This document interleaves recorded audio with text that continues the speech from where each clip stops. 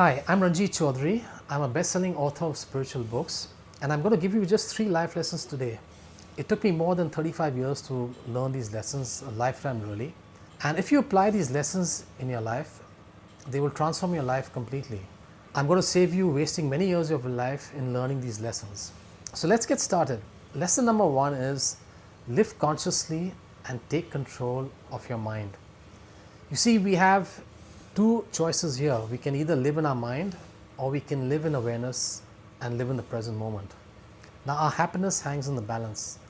When our mind is controlled, we will never be happy for long periods of time. That's because our mind and our thoughts, by its very nature, disturb us, especially when something goes wrong.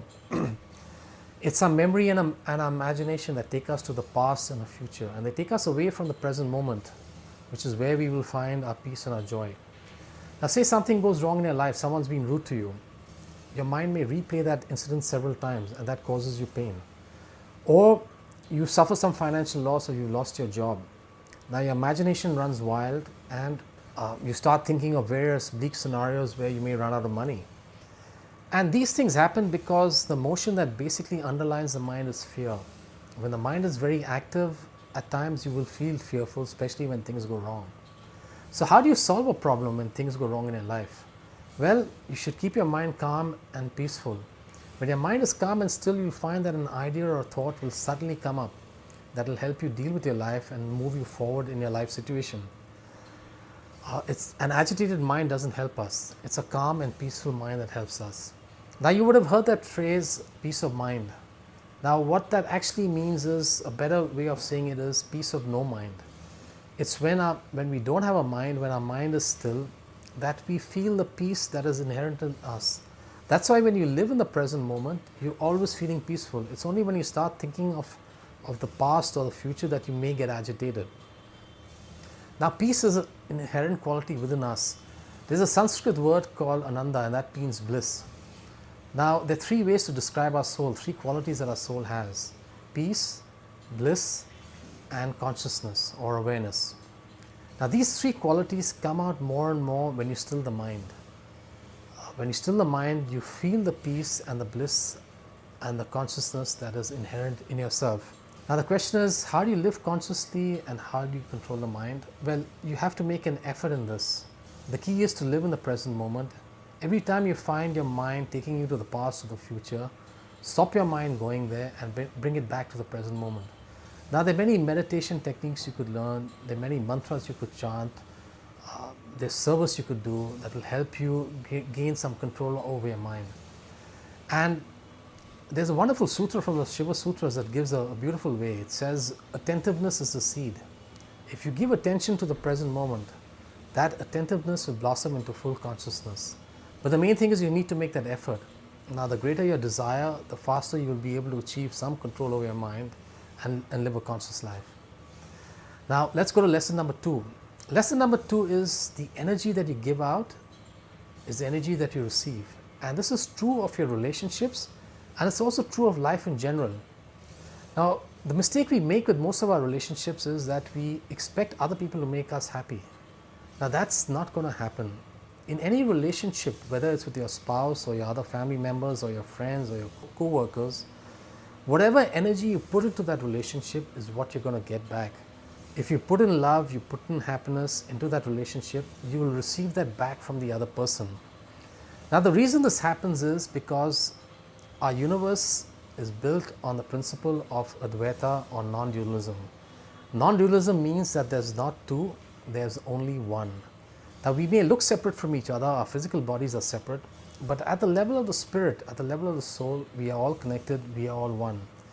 So what you're doing to someone else, you are actually doing to yourself. What you fail to do to someone else, you fail to do to yourself. So what you give to someone else, you will receive back in your life, either from that person or from another human being. That's a great secret of the universe, that what you give is what you receive. And this is true not of relationships only, it's also true of life in general. Now, we are human beings, so we can control how we are to be in any given situation. We don't have to react compulsively. Animals react compulsively, but we are given that choice to respond consciously. Now, this is related to lesson number 1 on living consciously, that you should choose what you're being consciously.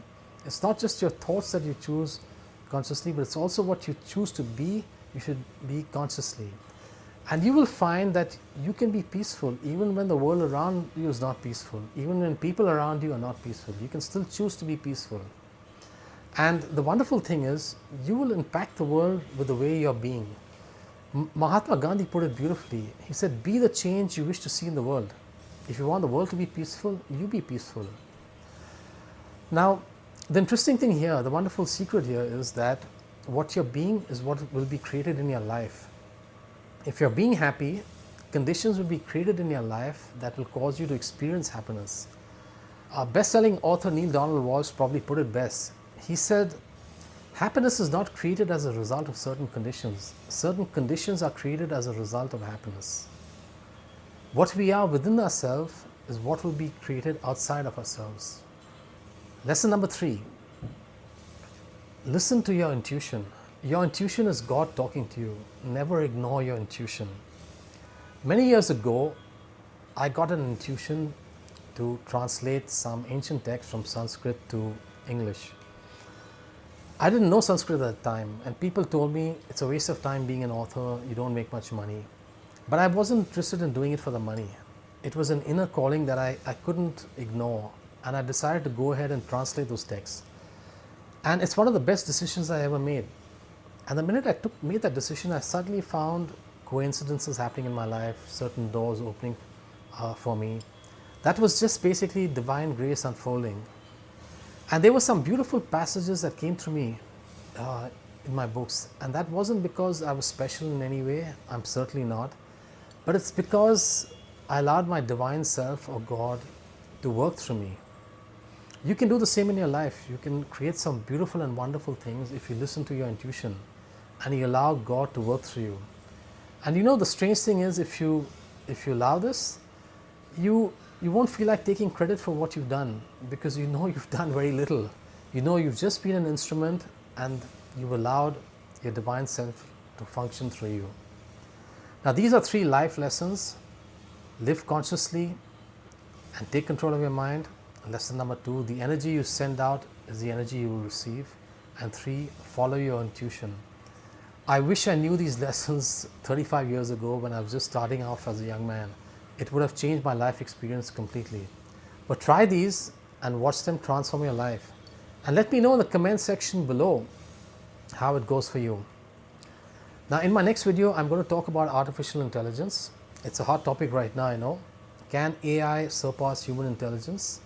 There's a very interesting spiritual answer to this question, and I'm going to give you that answer in my next video.